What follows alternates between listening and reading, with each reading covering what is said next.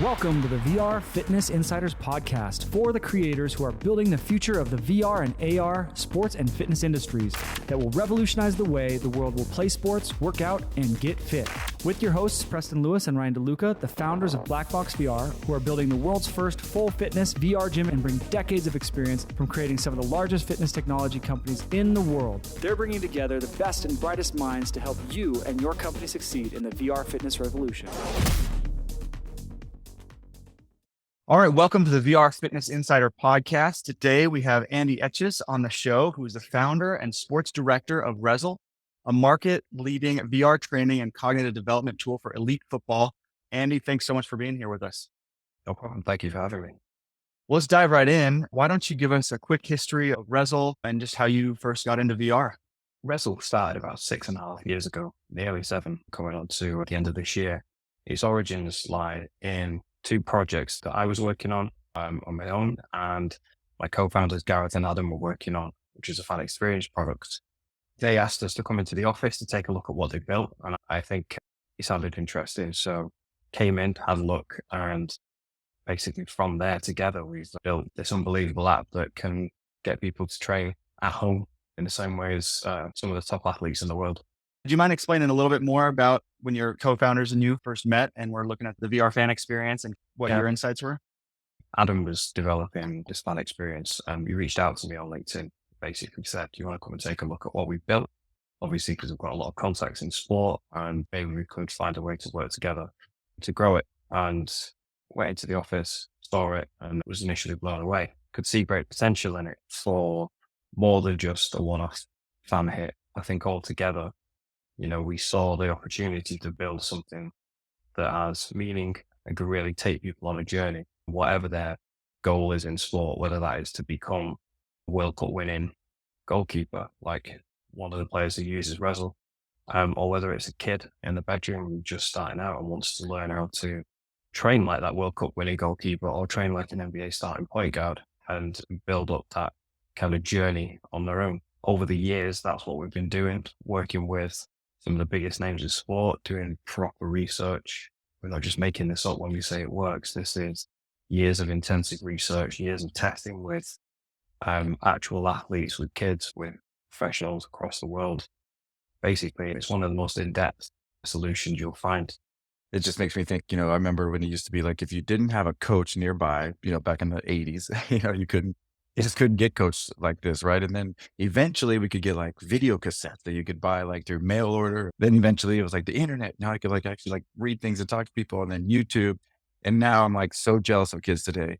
You want to become a great football player, like you're watching at the World Cup, you could put the headset on and you get training in such an immersive way in your own home. It's actually unbelievable. That's exactly it. It's one of those things that I wish I could have done as a kid, and getting into sport that you might not have tried as well. Traditionally, when you look at the US and the UK, for example, obviously not many people in the UK play American football. Not a great amount of people in the US play soccer. And getting into those sports at that distance where it's not the norm can be quite difficult because there's no access to coaches, like you said. There's no access to training fields, or sometimes, there's no access to equipment like the balls. And Rezzil can give you that first step to get in and learn about the game and learn about the sport, and even try to build up confidence to eventually pick up the real sport and get going in there. It's great for kids these days. The opportunities are just endless. So we mentioned kids. Obviously, that's a great audience for Rezzil. What other type of people use Rezzil? Like, what would you describe the audience has been? And has there been any surprises about the type of people that are really engaging with the experience? So we always came in it from a top-down view. That's how we wanted to make sure that we were delivering the right kind of experience and a validated, real experience. So we always knew that we were going to start at the top with some of the biggest teams in soccer. Like our first team was Manchester United, and then over half of the teams in the Premier League use Rezzil currently, which is pretty much all of them, to be fair. I think there's 40-odd teams globally who are currently using it at that top end. And all the learnings that we get from them, we're trying to bring that through to kids at home. I keep trying to draw that direct line between what a player's doing at the stadium or a training ground and then what a kid who's just starting their journey can do, because that is what we've always wanted to do. We've always wanted to draw that line directly between those two opposite ends of the spectrum. What's really been surprising for us is the amount of people who picked it up just as a purely fitness product. We're trying to make some real physical demands out of you by the movements that we kind of put you through and the movement patterns that we're trying to make you do. It obviously has like a reasonably decent calorie burn, and that whole fitness and pure fitness element of Rezzil is what's really taken us by surprise, because the amount of users out there who are doing that are pretty high. We've actually spent a lot of time doing research into that side of the game as well. We've got metabolic rate analyzers in the office that we use to actually work out, what games are giving the greatest calorie burn and how we can expand on that. You should see more detail on that over the course of the next year, but we're pretty confident that we're one of the highest calorie burning game on the market just because of the unusual movement patterns that we push into users. We all want to be a superhero. And I'm 45 now, so I think I probably am not going to be able to become an American football player. Like, you never know with biotechnology. I'm still crossing my fingers, But there's still something about us that like wants to like live that life and pretend you can do kind of more boring fitness experiences, or I can be training like some of the top Manchester United players and, actually doing things that feels like I am that hero out on the field while burning calories and getting a great workout. That's really cool to hear. Yeah, exactly. I mean, that's the main difference as well. That kind of feeling like you're doing it is what makes it real. We use really simplistic methods to kind of make you feel pressure or game style pressure, but they work and they really get you engaged. They're good enough to be scalable so that, we've got 4 starting quarterbacks in the NFL using it as a pre-game warm-up. So using it in rehabilitation. Most people don't know that because we don't have a license, so we don't talk about it that much, but that is something that's out there and it's happening. And you can, me, I've never really thrown American football in my life, but I could get that same kind of training experience in a different way, and I'm using it as fitness. But a kid, at high school who's looking to get that extra bit of validated cognition training that is, let's be honest, that's the difference between the players these days. And Rezzil's the perfect way to kind of build on that. I think that's so cool. I mean, thinking back to, the high school football days as well as the, college track and field days. I don't know how you would be able to train. I was a pole vaulter in college. I don't know how you'd be able to train pole vault with this, but the football like and see that in the living room. It's like, what is that guy doing? With some big controllers on it. Yeah, that's a fail. You never know. Wait to happen. I mean, high school, it's all about the reps, right? Especially when you're playing a skill position like quarterback or something like that. We always say it's tough to get out there and get all the team members out there, everyone running their exact route, having the energy to do it, full speed, game speed, right? Because game speed versus practice speed is also another thing you always hear, right? So really, really cool to hear you can get those reps in a much more accessible way in your living room for sure. One of the things that we look at is where we say, increase your chances of success. Rezzil will increase your chances of success. Like, we got asked the question a few years ago by let's call it a giant sports brand. People well guess who it is.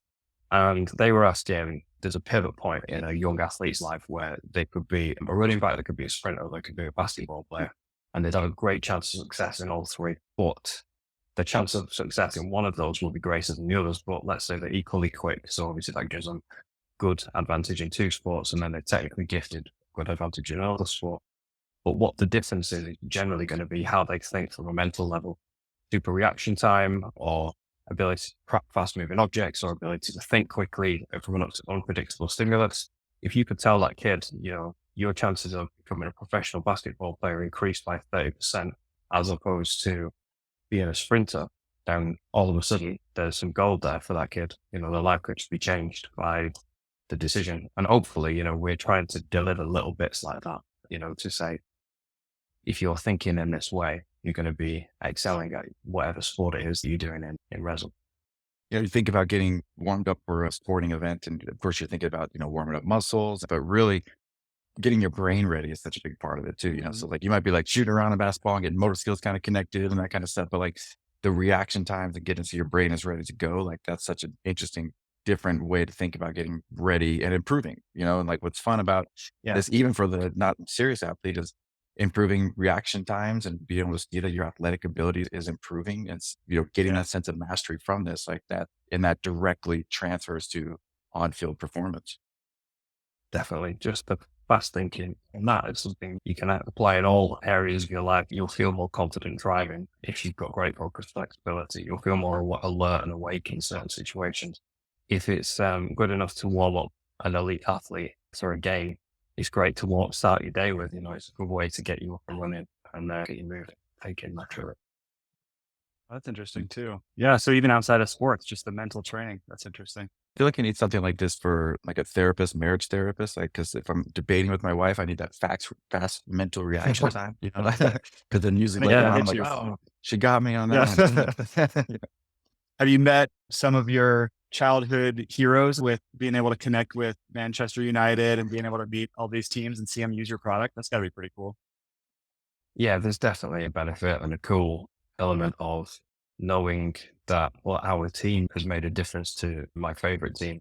That is always nice to see. As it downsides, we also work with other teams, our rivals, and then you see that they're doing well and you know that they use us as well. I know that we can turn on the TV and we can see, an NBA player. I know that guy uses Rezzil. And there's an NFL player. I know that guy uses Rezzil. Just won the World Cup goalkeeper, Emi Martinez. He uses Rezzil. And they're not all of them anyway, are using our private athlete stuff. They're using the same game that you can buy on the Quest or the PlayStation. That's the big thing here. This is very accessible. I think there might be a chance for me. I think I still might be able to make it to the pros. You never know. We can't say the names, but in our leaderboards, there are like some top players in the leaderboards, especially in the goalkeeper one. They're in there under pseudonyms or in there under their coaches, trainers' names. But, Emi Martinez is in there. You'll find goalkeepers from Manchester United in that leaderboard, from Juventus. There's definitely a couple of quarterbacks from the NFL in the pocket game. It's crazy, that they're in there and there's kids are in there, some of them are doing really well. Describe a little bit more about what type of experiences are in Rezzil, like what type of sports, just a quick overview of the type of experiences that you could expect when you put on the headset. I think we start at the bit I always demo first, and that is our reaction wall. So the reaction wall is basically a blaze pod system. So reaction lights light up and you hit the light straight away. Big difference between us and going out and buying some blaze pod lights is that you're limited to 6 lights with a blaze pod set. Whereas with Rezzil, you can click a button and all of a sudden these 9 lights that are in front of you, all of a sudden wrap around you, or they come on and they've got to hit the ceiling light and the floor light to show a lot more agility. We can add confusion in there. So your left hand can only hit a blue light, your right hand can only hit a red light. We can make them move to give you a target to hit, all kinds of things like that. So it's a really expandable and modifiable version of what is a well-established training system. So that's always number one. Then we look at things like heading. So obviously soccer heading. At the moment, we can only do upper body, but that's not always going to be the case. But as we're a football business, predominantly we focus on heading for 2 reasons. One, it's a hot topic in sport, especially in football at the moment, around concussion and repetitive head injuries. I mean, kids learning how to head the ball. Thankfully, a lot of the damage is done in training. So some kids might head the ball 50 times a week in training, but they'll only head the ball 4 times in a game maximum. How can we teach that skill in VR without any impact and get the same benefit? I'm pretty certain there's going to be some research out soon that will show that you can actually become a better header of the ball by training in VR than you would do if you were training with a real ball, which is insane when you think about it. That is, the second part of the game. So if you train in Rezzil how to head a ball, you're going to be a better header of the ball than someone who trains in the real world, which is brilliant because that means you can beat all your friends and you don't get any of the pain that comes with it. Goalkeeper training.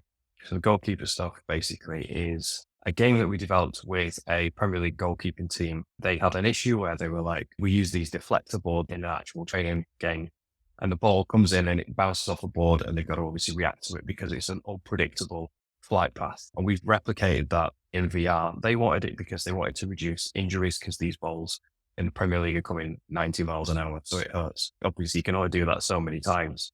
So we can do it in VR and they can just react to it without actually risking hurting themselves. You then at home can do exactly that same game. So you get all that training benefit. You're obviously not going to get hurt. You should be able to learn the same way as some of the top players in the world. Then we've got a basketball vision game. This is the one that most people find the most physically challenging. This has got a really high calorie burn compared to pretty much any other VR game, because we're not just challenging basic movement, we're making you move two hands at once as opposed to a single hand. And you've got a wide range of motion. Plus, you have to sometimes like jump left and right, and duck, and do all kinds of things. It's a rhythm game, but there's concentration in there. So all the time, an important skill, not just in basketball, but any sport, is to be able to see in your near, medium, and far vision at the same time as tracking what's happening on directly in front of you. So not just peripheral, but like central near vision. In basketball, it's a really important skill. It's sort of at the top of the key. When someone's making a run down the back, you need to be able to see them, but also see what's happening in front of you and react to what's happening in front of you. And Hoops does that in a really entertaining and really high-paced way. It's probably one of our most popular games. And then finally, we've got 2 NFL games. One is straightforward, find the object downfield, throw the ball into that field, but we make it more complex as the drills progress to basically work on timing, to work on concentration. So you're not learning routes here, you're learning the underlying skills that enable you to play at the top level, which are concentration, movement tracking, speed tracking, object tracking, timing, working out confusion, various things like that. And then finally, we were asked by an NFL team to develop a game not too dissimilar to the way we approach the goalkeeping side of things, but to work on pocket training, where, sometimes they're throwing sticks the quarterback whilst they're running. Again, they were looking for a injury-free way to train like pocket stimulus. And we put that in the game. We made it available to everybody. It's a really cool game. It's very fast-paced. Again, on hard. It is so hard. I've got a video. Unfortunately, we're not allowed to share it, but I've got a video of it as a quarterback in the NFL doing it. And he makes it look so easy. He's just basically gliding from left to right. But when any normal person does it, they just look manic. And that's, the difference. We're trying to make that, give you that kind of serene, swan-like movement that they have. And that's just how you learn it. You learn it through these kind of activities. So what types of feedback do you get from members? So anything that surprised you? We got some really good feedback, and we've tried to implement any kind of constructive criticism where we can. So the game has evolved not just from athlete input, but also from general public input. Sometimes we found that we needed to be a little bit more playful in the way that we approach some of the games. There's more entertainment in them than there would normally be. We've managed to implement a whole bunch of training and competitive training into there. So every month we run a challenge system, which basically there's loads of prizes to give away, some cash prizes as well. But people are competing on that, because what people were feeling was not just, I'm doing well against myself, but I want to know how I'm doing against the world. And the standardized leaderboards weren't exactly supportive of that. So what we did was we created our own engine that we can spin up a tournament around an event or around a sequence of games and see how the whole world competes against each other on it. You don't have to be great at just the headers. You could be good at hoops as well, and so on, to see who's the best overall. That was a really good bit of user feedback, and that served us really well from getting people engaged in the game for over a long period of time. How big is your team currently? There's about 17 of us. Okay. Wow. That's still a nice lean team to be able to bust out these titles and these mini games, if you call them, these mini training modules. So it sounds like you guys moved pretty rapidly. You have the testing and kind of user feedback down.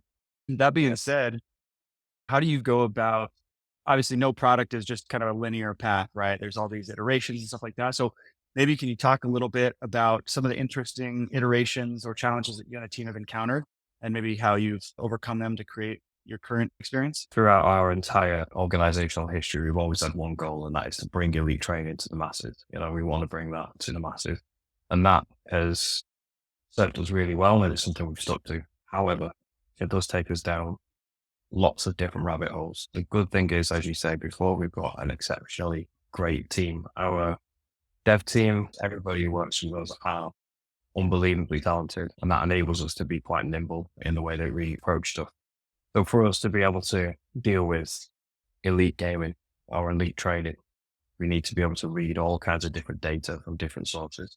And we built the engine that can import and ingest game data, real game data from Premier Leagues, from the NBA, from the NFL, and recreate game moments that look like players are moving like they did in that moment, and so on.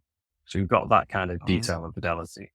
But off the back end of experiences like that, it helps us learn how to build more meaningful movement patterns and more realistic movement patterns and more dynamic ways of interacting with it. So that obviously helps us go down there. It's not necessarily directly fruitful from us from a consumer perspective, but it's definitely helping to feed into the product itself.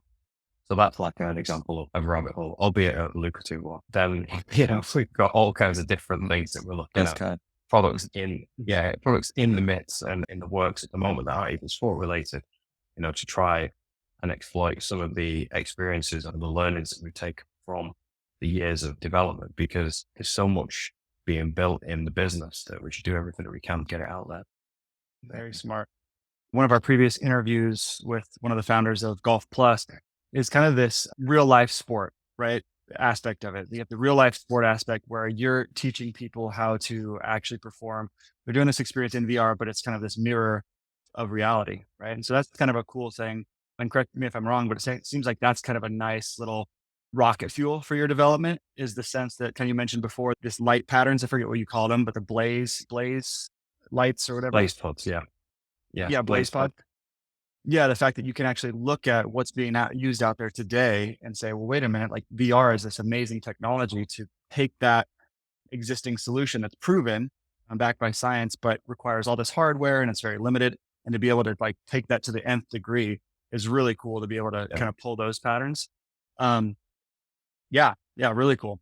Some of the equipment that's in Rezzil, you would either need a giant football field, American football or soccer, or a pull basketball court, or a blaze pod system. All of these different kind of kinetic movement and stimulus that you would get in a gym or, in a training environment. You've got it all in a tiny little headset that you can put in a backpack and take with you anywhere in the world.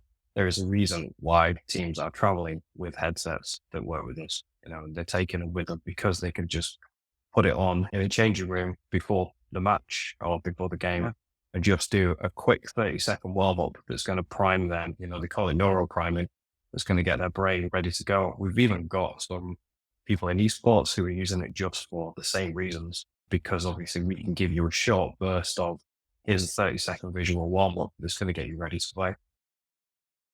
So often I'll see some type of athletic training equipment for sale, like blaze pods, and it's like, a couple $100 or something, and you have to bring it with you, and I'm guessing you have to charge them or they have batteries. I'm like, yeah, man, it's like with VR, that just goes away. Like you just said, you can bring it with you. And I don't know how expensive American football field is, but to pack that with you, buy that's going to be way more expensive than a headset. Like I haven't done the math fully, but it's kind of amazing.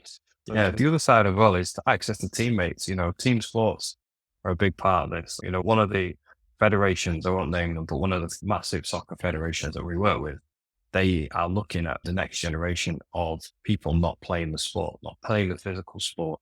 And one of the reasons for that is because people can sometimes be a little bit frightened of playing a team sport because they're worried about, what happens if I throw it wrong, or what if I kick it wrong?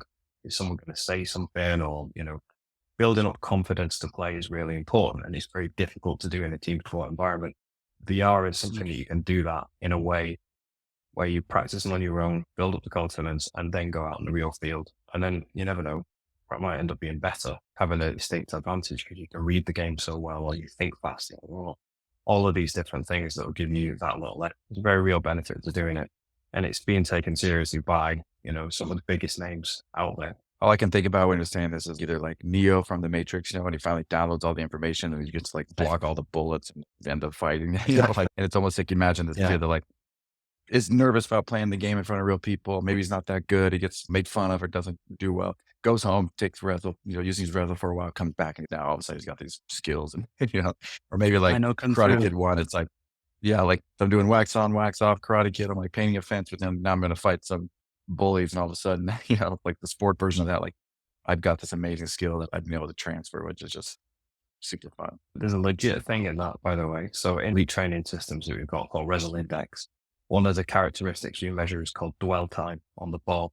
So how long it takes you to receive the ball, control it, find your target, put the ball back in the target. Elite players will go on this and the dwell time is like half a second. And obviously people who are just starting out can be much longer, but the difference is the players who are half a second, it feels like 2 seconds to them because they've got this kind of like the world slows down. They read everything so well. and the characteristics that they've learned about how to scan the field, see everything around them, take that information in, means that when they catch and have the ball at their feet, it feels like they know everything around. For us, we have to take 2 seconds to look around and make that decision. We're trying to kind of teach you bullet time in sport, how to get to that. I see everything and everything slows down. I get the ball. I know exactly what to do. That is in the pocket game. It's in there on Rezzil Player. I kind of want to double click on that, kind of the features that you're mentioning, right? Previously, you mentioned adding, I think, leaderboards, you said certain game elements. You mentioned a little bit on the social aspect. And before diving too deep into that, are there any specific mechanics that you've implemented into the platform that have made the biggest difference for retention to get members to fully engage? Any specific gamification strategies you guys have used? One of the big ones is that people can see benefits straight away, so that in itself, by adding and being careful to make sure that we are making a positive difference, that is a real big way to keep people retained. If you all of a sudden see that I'm getting fitter or I feel better or I'm better at this sport, you'll keep picking it up. And that doesn't matter if you're someone at the beginning of the journey who's aspirational or someone who is a top player. Because if you're going to get better, you definitely will keep picking it up. So that is in there built in already. But there's the less subtle side of things, which are things like our challenges. And we run a weekly, monthly competition. And that is come in Friday games, see if you can win. And obviously that brings people back every month because, like the old arcades, you want to see your name at the top of the leaderboard. And that leaderboard changes every month. So you need to come back to keep your name at the top. That's quite non-subtle. We've been quite clear about breaking the games down into leaderboards per level, per discipline, per even challenge, and so on. So again, some really clever thinking by the team to get that kind of system running in the game. You've also mentioned, you guys clearly have been very smart about using the hardware, the accessible hardware, thinking about it with the gamification aspect, combining that also with the real world metrics like reaction time, dwell time. What other kind of challenges have you faced in building this in this product, whether it's tech or just general game learning or product market fit? What kind of challenges do you guys come across?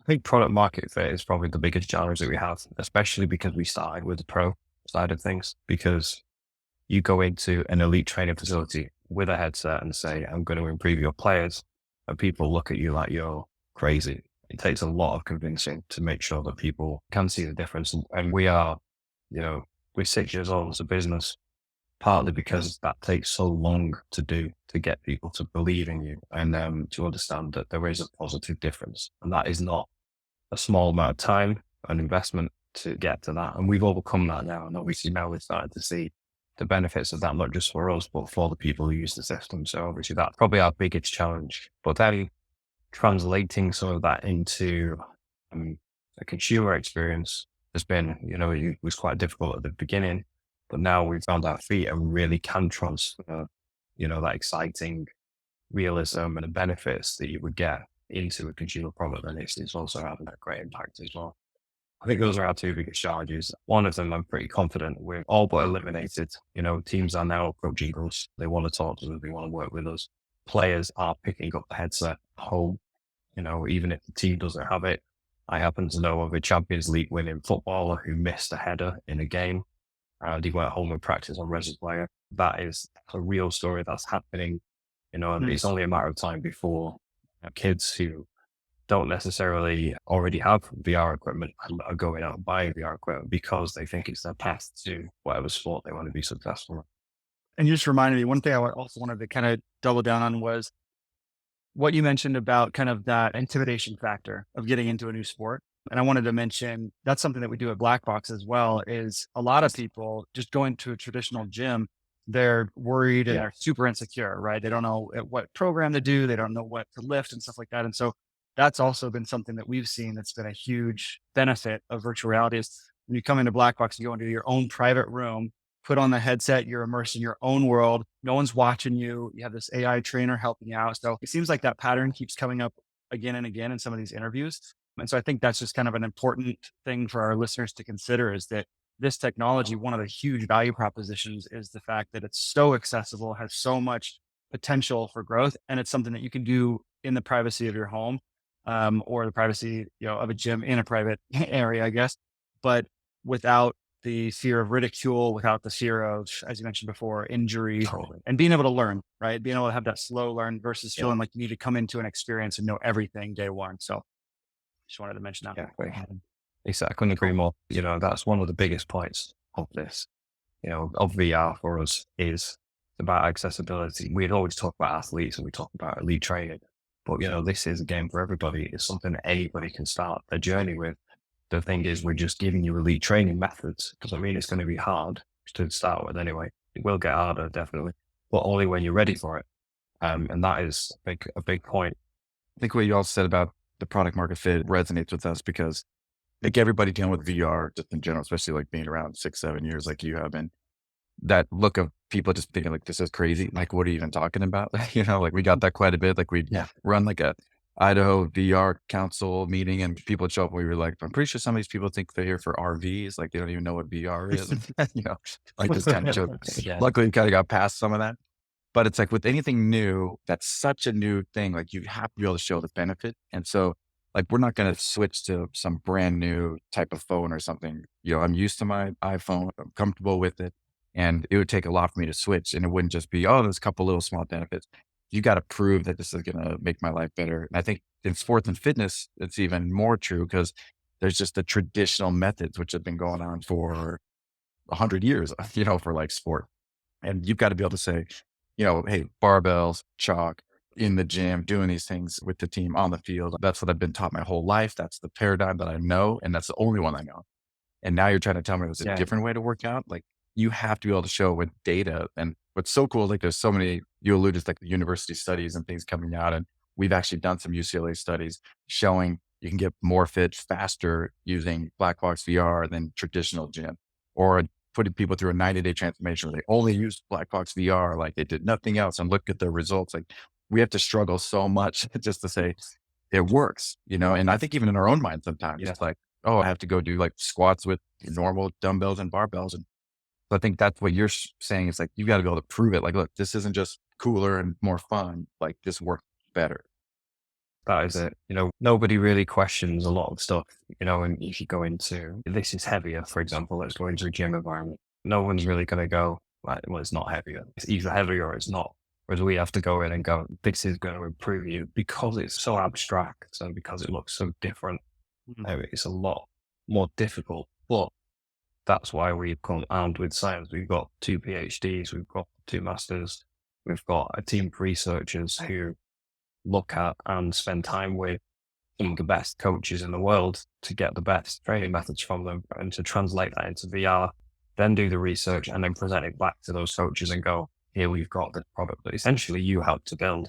And, there's no way you can not want it now because it's basically your design and it's been tested. Well, it's still a tough path. Well, the good thing is you have those huge names behind you, and the fact that the more momentum that builds, the more kind of FOMO, the fear of missing out, people are going to have, saying like, wow, there's this tool, this very inexpensive tool backed with PhDs. And I mean, as Ryan mentioned, the whole industry of science behind VR and performance, cognitive and physical is growing. So anyone that doesn't adopt it, there's kind of now this pressure on them, which is good because we weren't in this position 6 years ago. When we started, it was like chicken and egg problem. Yeah. But now it's, as you're mentioning, the Pandora box of VR fitness and cognitive training using VR technologies is out. It's open. So got to adopt it. It's coming. Definitely coming for sure. So on that note, part of the goal of this podcast is to help to engage and educate other people that are creating VR sports and fitness experiences and augmented reality experiences, because we believe that a rising tide lifts all boats. So we want to get more of this out there because that would be great for all of us. So for those people that are creating a sports and fitness experience in VR or AR, like what feedback would you give them? What quick pointers would you give them to help them to be more successful? I think authenticity wins. That's the key, especially if it's a sports and sports related products. You go have some kind of real DNA in there that proves that you are serious about it. Just moving more doesn't necessarily mean a better experience or a fitness experience. You need to get someone to move in the right way, in a positive way. I think that would be my biggest bit of feedback. So at Black Box, we're very excited about the new, the HTC Vive self-tracking tracker. And because we believe that's going to be really something that's going to be useful for us. but that seems like it's going to be really great. So I think I saw like a GDC that you guys had an experience there where they're on your feet. You can actually now kick a ball and things like that. What other type of hardware or software improvements do you hope to see? Like, what would be the best for you from a VR standpoint that if you had this hardware or software now, you could create a better experience and that you think will be here in the near future? I mean, for us, obviously, as a soccer-based platform, being able to add foot tracking is a huge deal for us, especially to the level of fidelity that the HTC trackers do. And, it's certainly going to be a big change for us when that comes out. Anything along those lines in terms of better hardware, more fidelity, and so on. What are your thoughts on the overall future of VR, AR, sports and fitness? Like, where do you think it's going to go? Like, obviously, you understand where you want Rezzil to go, but where do you think in general sports and fitness, AR, VR is going to go in these next 3 to 5 years? I think obviously hardware is going to be the driving factor, lighter, more fidelity. I think from experience, this is anecdotal, by the way, it's not based on any kind of anything other than my own personal opinion. I think AR is a great way to get people into the headset, but then benefits of VR become quite apparent quite quickly in that the distraction of the real world is one of the reasons why you want to engage with something like that. So being able to say, okay, well, here's a hit the lights experience in mixed reality so you can see the real world around you. Or if you want to get the next step out of it, let's just get rid of the real world and put you in a virtual world where we can control every element and really build people up. That is, I think the next step, wider acceptance, it'll probably come through better devices. And that's not far away, is it really? We all know that is an ever-changing landscape. So That's the fun part. It's always changing. There's always something new yeah, and new ways to use them, especially if you're a mission focused company, like you guys mentioned, bringing elite training to the masses. Every time something new comes out, whether it's the self tracking tracker or some type of new software capability, that just makes it so you're able to reach your mission. So on that last question, what's next for Rezzil? Like, what are you currently working on? What's the next couple of years for Rezzil? I've got a number of different products in the works at the moment. Some of them are, I think, some of the most exciting things that people are building in sport. We are really going to blend game data with real at home experiences and, the ability to experience playing like you would be if you were at the top end of the game. Those kind of experiences are going to be incredible. Plus, we're looking at diversifying into different areas of VR as well. We've got a part of the business which looks at non-sport specific training and gaming. That is going to be quite interesting to see what happens there. And obviously we are just fully behind further research, further development of further products in the space in which we're very good at it. We consider ourselves to be number one in the sports training space. I don't think anybody out there could hold a candle to what we really do and how greatly we believe in it, how much time we spend on making it right, making it perfect. Can't wait. Can't wait to see all that play out. I'm very excited about everything you guys are doing. I kind of have this thought in my mind as we're talking. Someday there's going to be this like viral video of this rural kid in the middle of UK somewhere that didn't have access to coaches or training facilities. And he used Rezzil and he uses all the other, live coaching experiences that'll be able to come in the future. Becomes like the first World Cup player that like primarily grew up training in VR. Like that will happen in it's just a matter of time. It's And coming. it's so cool to see. Yeah, 100% it's coming. We already know the next generation of talent is using Rezzil. It's only a matter of time. You're creating Rezzil to create athletes, basically athletes of the future, using the technology to sharpen their axe, so to speak, to play the real sport, right? But there is a world where all the things you're training them with, you're training them all in VR, where there is a completely virtual version, a complete esport of all these exact same skills where they never even go to the field, right? Like these are athletes all over the world. That's an even more Next compelling level. thing. You have the rural kid that has the headset and that normally would have played on the pitch, right? And instead is in the larger league, the league that's even larger than all the soccer leagues or the NFL or anything. And that's the esport tournament. And that's kind of the vision we've always had at Black Box VR as well, as like that we think the future of sports is very heavily in virtual reality, right? Because like we mentioned before, it's accessible. It's using all the same motor skills. It can be way more epic, right? You can have explosions and all these crazy things. You can still have all the fans. You can still have all the spectating. So really interesting to think that you're currently doing something super futuristic and using futuristic technology to train these athletes that are still going to play the quote unquote traditional sports. But the fact that all the tech you're building could be used for fully virtual sports as well. So that's very interesting. Yeah, absolutely. And I think they're a lot more compelling to view. And things with esports is the viewership isn't always that great. And that's because it's quite static to view. Whereas obviously a VR esport is way more engrossing to watch because you've got realistic movements and you've got, people like to see superhuman feats, whether that is fast movement or something. It's always going to be a draw to people if we can see a future generation of VR athletes. Yeah. And one other question, you mentioned all these different titles that you guys are developing. So, starting with soccer sounds like, because maybe that was your personal passion area, then going into NFL and football, American football, seems like, if you have a goalkeeper for soccer, you can have a goalkeeper for hockey as well. You could expand into hockey and all these different things.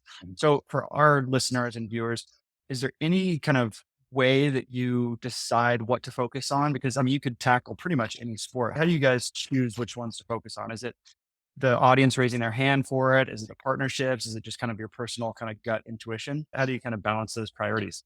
We've always been driven by authenticity and saying we can deliver the same experience at home as you would get at a training facility. So we need the partnerships to begin with. So that tends to be the driver for us. We got into NFL at the request of teams. There's a video actually that the Atlanta Falcons Emery Spark put out a couple of weeks ago, where they're using our football games in rehabilitation of the American football players, which is quite interesting. So, there doesn't always need to be a direct correlation in the sport either. So when you say about a goalkeeper for soccer training, a goalkeeper for hockey, it's very feasible that you could just step right in and use our goalkeeping game because it's doing the same kind of thing. Get your hands to an unpredictable movement. We could obviously flip the environment and alter it to it, but in the way that we are, we'd want to do it. So, it would have to be right and it would take a bit of time to research it, but opportunities are there. And like I say, you don't have to be an American footballer to use the American football game. Again, I've got a video of a Man United goalkeeper doing an American football game because they wanted to promote more use of him on his toes rather than on his heels. So it was a great way to get him to alter his stance. Those kind of variances in training are quite interesting. All right. Well, that's all the time we have. Thanks so much, Andy, for joining us. Share your team's story, insights, and passion for creating the future of VR fitness with our audience. For any of you in the audience, if you'd like to get in contact with the team, we'll put all the info in the show notes. So be sure to check those out.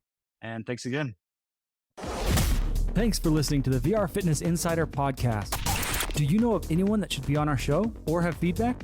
Don't forget to email us at podcast@vrfitnessinsider.com and follow us at VR Fitness Insider on Twitter, Instagram, and YouTube. You can also join our Discord channel. Until next time, keep creating and dreaming up the next big thing that will revolutionize the world of fitness.